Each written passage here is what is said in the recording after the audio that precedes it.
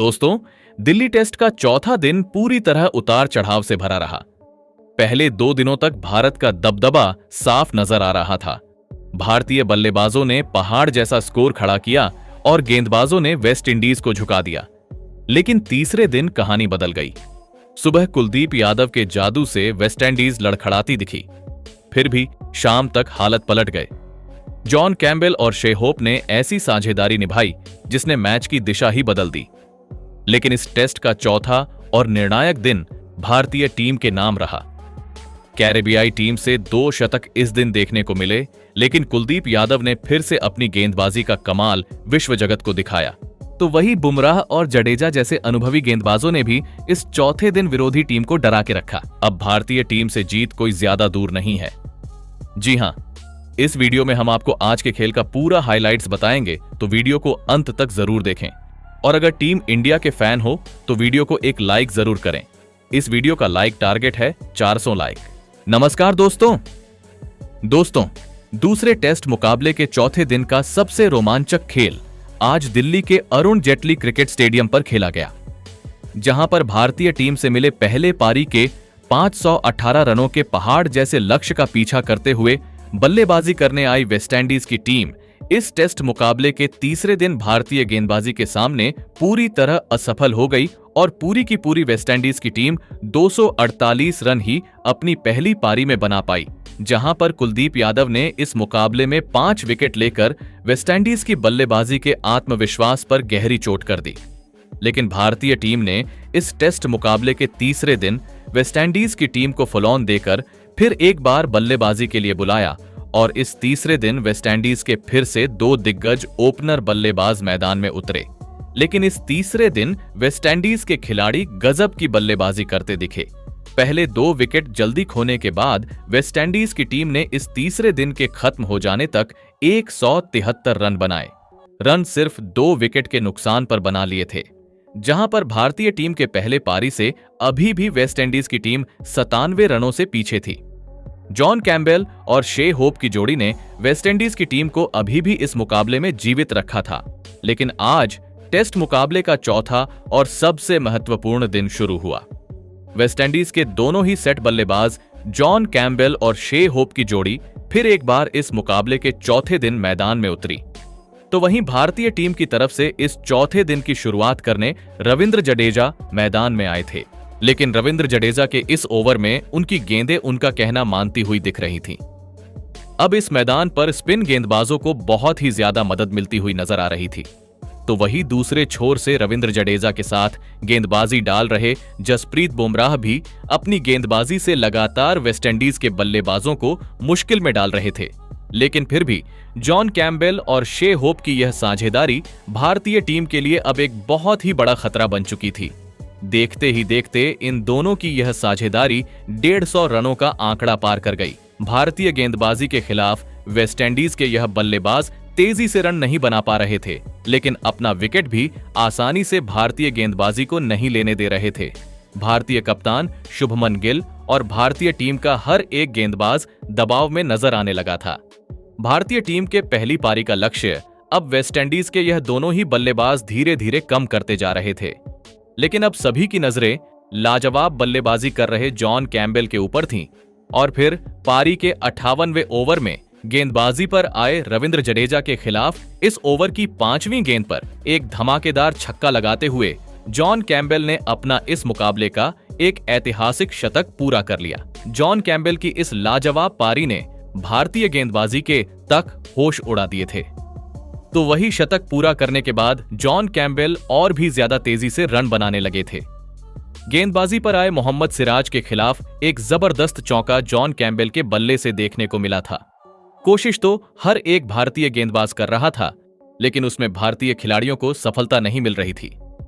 West Indies की यह साझेदारी भारतीय टीम की जीत के बीच में एक बड़ी अड़चन बनती हुई नजर आने लगी थी। शे होप और जॉन कैम्बेल ने मिलकर अब अपनी टीम को 200 रनों का आंकड़ा पार करवा दिया था।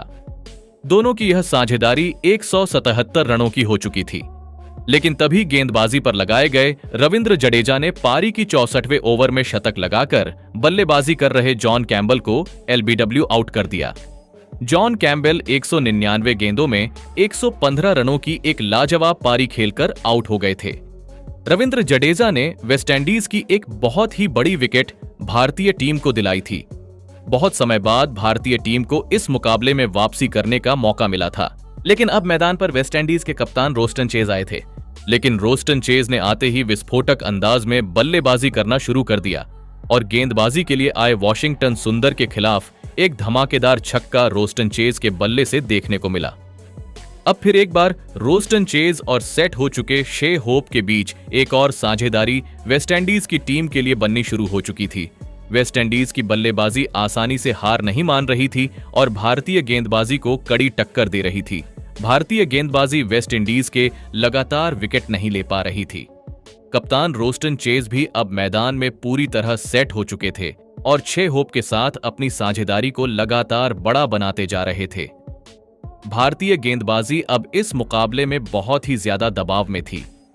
कप्तान शुभमन गिल अपने हर एक गेंदबाज को वेस्टइंडीज की इस बल्लेबाजी के आगे लगा रहे थे, लेकिन उसका कोई भी फायदा भारतीय टीम को नहीं मिल रहा था। और फिर इस दूसरे टेस्ट मुकाबले के चौथे दिन का पहला सेशन भी वेस्टइंडीज के नाम रहा और इस पहले सेशन के अंत तक वेस्टइंडीज की टीम ने 252 रन 3 विकेट के नुकसान पर बना लिए, जहां पर अब वेस्टइंडीज की टीम सिर्फ 18 रनों से भारतीय टीम के पहले पारी से पीछे है। उसके बाद इस दूसरे टेस्ट मुकाबले के चौथे दिन का दूसरा सेशन शुरू हुआ। फिर एक बार वेस्टइंडीज के कप्तान रोस्टन चेज और अपने शतक के काफी नजदीक पहुंच चुके शे होप बल्लेबाजी के लिए मैदान में उतरे, लेकिन मैदान में उतरते ही फिर एक बार उसी तेजी से वेस्टइंडीज की इस बल्लेबाजी ने रन बनाना शुरू कर दिया था। शे होप ने मैदान में आते ही कुलदीप यादव के खिलाफ एक लाजवाब चौका लगा दिया था, लेकिन जैसे ही इस पारी के 80 ओवर पूरे हो गए, वैसे ही भारतीय टीम ने दूसरी नई गेंद ले ली और इस नई गेंद के साथ पहला ओवर डालने जसप्रीत बुमराह आए थे। लेकिन जसप्रीत बुमराह के खिलाफ इस ओवर की दूसरी गेंद पर वेस्टइंडीज के कप्तान रोस्टन चेज ने एक शानदार चौका अपनी टीम के लिए लगा दिया। तो वहीं इसी चौके के साथ शे होप के साथ वेस्टइंडीज के कप्तान रोस्टन चेज की अर्धशतकीय साझेदारी भी पूरी हो गई। वेस्टइंडीज की टीम अब एक मजबूत स्थिति में पहुंच चुकी थी। भारतीय टीम की गेंदबाजी बहुत ही ज्यादा मुश्किल में थी। तो वही जसप्रीत बुमराह के बाद गेंदबाजी पर आए मोहम्मद सिराज के खिलाफ इस ओवर की अंतिम गेंद पर शे होप ने अपने हाथ खोले और एक लाजवाब चौका लगाकर लगभग 8 सालों के बाद अपने टेस्ट करियर में यह ऐतिहासिक शतक पूरा कर लिया। शे होप की इस लाजवाब पारी ने वेस्टइंडीज की टीम में एक अलग ही आत्मविश्वास भर दिया था। तो वही इसी बीच वेस्टइंडीज की टीम ने भारतीय गेंदबाजी के खिलाफ उनके पहले पारी के लक्ष्य को पार कर लिया था और भारतीय टीम के खिलाफ अब बढ़त बनाना शुरू कर दिया था। लेकिन जब मोहम्मद सिराज अपना अगला ओवर डालने मैदान में उतरे, तब इस ओवर की 5वीं गेंद पर मोहम्मद साहब सिराज ने अपनी गेंदबाजी की असली ताकत दिखाई और शतक लगाने वाले शे होप को इस ओवर की 5वीं गेंद पर मोहम्मद सिराज ने क्लीन बोल्ड कर दिया। शे होप इस मुकाबले में 214 गेंदों में 103 रनों की एक ऐतिहासिक पारी खेलकर आउट हो गए थे। वेस्टइंडीज के दोनों ही शतकवीर अब भारतीय गेंदबाजी द्वारा मैदान से बाहर भेजे गए थे। अब बल्लेबाजी के लिए टेविन इमलाक मैदान में उतरे थे, लेकिन टेविन इमलाक ने आते ही ताबड़तोड़ बल्लेबाजी करना शुरू कर दिया और शानदार गेंदबाजी डाल रहे कुलदीप यादव के 88वें ओवर में टेविन इमलाक ने एक चौका और एक धमाकेदार छक्का लगा दिया था। टेविन इमलाक ने सेट हो चुके वेस्टइंडीज के कप्तान रोस्टन चेज के साथ मिलकर अपनी टीम के लिए एक और साझेदारी बनाने की पूरी कोशिश करी थी, लेकिन फिर गेंदबाजी पर आए कुलदीप यादव ने ही टेविन इमलाक को LBW आउट कर दिया। टेविन इमलाक इस मुकाबले में 13 गेंद में 12 रन बनाकर आउट हो गए थे। वेस्टइंडीज की टीम का विकेट गिरने का सिलसिला मानो शुरू ही हो चुका था। एक छोर पर वेस्टइंडीज के कप्तान रोस्टन चेज पूरी तरह सेट हो चुके थे, लेकिन उन्हें दूसरे छोर से अब उनके साथी खिलाड़ियों का साथ नहीं मिल रहा था, जिसने कप्तान रोस्टन चेज पर दबाव बढ़ा दिया था। विकेट गिरने के बाद जस्टिन ग्रीव्स बल्लेबाजी के लिए मैदान में उतरे थे, लेकिन तभी फिर एक बार गेंदबाजी पर आए कुलदीप यादव ने सेट हो चुके वेस्टइंडीज के कप्तान रोस्टन चेज को देवदत्त पडिक्कल के हाथों कैच आउट कर दिया। रोस्टन चेज इस मुकाबले में 72 गेंद में 40 रनों की एक महत्वपूर्ण पारी खेलकर आउट हो गए थे। वेस्टइंडीज की टीम इस मुकाबले में मुश्किल में थी। इस शानदार शुरुआत के बाद वेस्टइंडीज की टीम अब अपने लगातार विकेट खोती जा रही थी। अब बल्लेबाजी के लिए खैरी पियर्स आए थे, लेकिन खैरी पियर्स ने आते ही अपना बल्ला घुमाना शुरू कर दिया।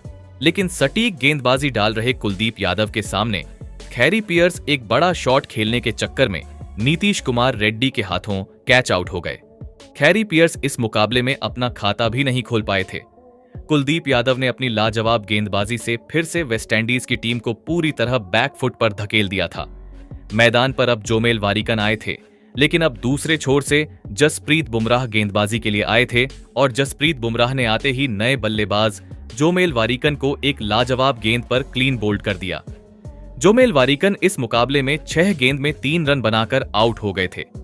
वेस्टइंडीज के पास बस 2 ही विकेट अब बचे हुए थे। उनकी बढ़त लगभग 40 रनों की हो चुकी थी। मैदान पर एंडरसन फिलिप्स आए थे, लेकिन भारतीय गेंदबाजी के सामने इस समय पर बल्लेबाजी करना मुश्किल हो चुका था। भारतीय गेंदबाजी ने अब इस मुकाबले में वापसी करके दिखाई थी।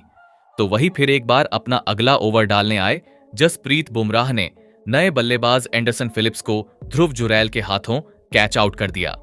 एंडरसन फिलिप्स इस मुकाबले में 10 गेंद में 2 रन बनाकर आउट हो गए थे। वेस्टइंडीज के निचले क्रम के बल्लेबाजों ने फिर से सभी को निराश कर दिया था। भारतीय गेंदबाजी के सामने वेस्टइंडीज का कोई भी बल्लेबाज अब टिक नहीं पा रहा था। अब मैदान पर वेस्टइंडीज के अंतिम विकेट के रूप में जेडन सील्स आए थे, लेकिन जेडन सील्स ने इस मुकाबले में वह करके दिखाया जो वेस्टइंडीज का बड़े से बड़ा बल्लेबाज तक नहीं कर पाया। जेडन सील्स ने अंतिम विकेट के लिए सेट हो चुके जस्टिन ग्रीव्स के साथ मिलकर भारतीय गेंदबाजी के खिलाफ एक सबसे महत्वपूर्ण साझेदारी अपनी टीम के लिए बनाई। जस्टिन ग्रीव्स और जेडन सील्स की यह जोड़ी भारतीय गेंदबाजी पर आसानी से रन बनाती हुए दिख रही थी, तो उन्हें नसीब का भी साथ मिल रहा था। खास करके जस्टिन ग्रीव्स इस मुकाबले में लाजवाब बल्लेबाजी कर रहे थे और भारतीय गेंदबाजी पर बड़े शॉट खेलने से बिल्कुल भी नहीं झिझक रहे थे। भारतीय टीम के खिलाफ वेस्टइंडीज की बढ़त लगातार बढ़ती जा रही थी, तो वहीं इसी बीच गेंदबाजी पर आए रविंद्र जडेजा के खिलाफ जेडन सील्स ने भी अपने हाथ खोले और एक आसमानी छक्का इस ओवर में लगा दिया। भारतीय गेंदबाजी को वेस्टइंडीज की यह अंतिम विकेट की साझेदारी चुभने लगी थी। जस्टिन ग्रीव्स और जेडन सील्स की यह साझेदारी और भी ज्यादा मजबूत होती हुई दिख रही थी और फिर इसी बीच जस्टिन ग्रीव्स ने वॉशिंगटन सुंदर की एक ओवर में लाजवाब चौका लगाकर इस साझेदारी को 50 रनों का आंकड़ा पार करवा दिया और फिर इस दूसरे टेस्ट मुकाबले के चौथे दिन के दूसरे सेशन के खत्म हो जाने तक वेस्टइंडीज की टीम ने 361 रन 9 विकेट के नुकसान पर बना लिए हैं, जहां पर अब वेस्टइंडीज की टीम की बढ़त 91 रनों की हो चुकी है।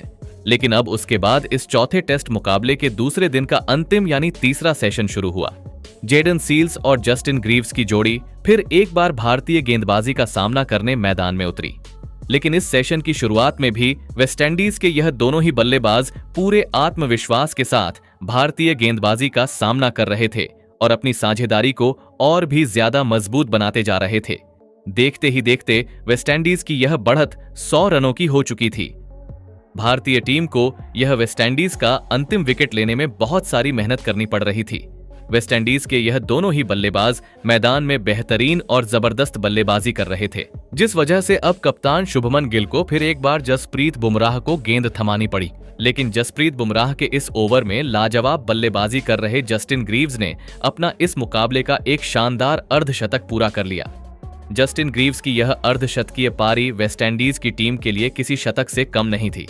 तो वहीं इसी जसप्रीत बुमराह के ओवर में दूसरे छोर पर सेट हो चुके जेडन सील्स ने एक कमाल का चौका लगा दिया था। जसप्रीत बुमराह के खिलाफ वेस्टइंडीज के यह दोनों ही बल्लेबाज शानदार बल्लेबाजी कर रहे थे, लेकिन जसप्रीत बुमराह ने इस ओवर की 5वीं गेंद पर वापसी करते हुए सेट हो चुके जेडन सील्स को वॉशिंगटन सुंदर के हाथों कैच आउट कर दिया और वेस्टइंडीज की इस दूसरी पारी को यहीं पर खत्म कर दिया और वेस्टइंडीज की टीम ने अपनी इस दूसरी पारी में 390 रन बनाए, जहां पर वेस्टइंडीज की टीम ने अब भारतीय टीम के सामने 120 रनों का लक्ष्य इस दूसरे टेस्ट मुकाबले को जीतने के लिए रखा।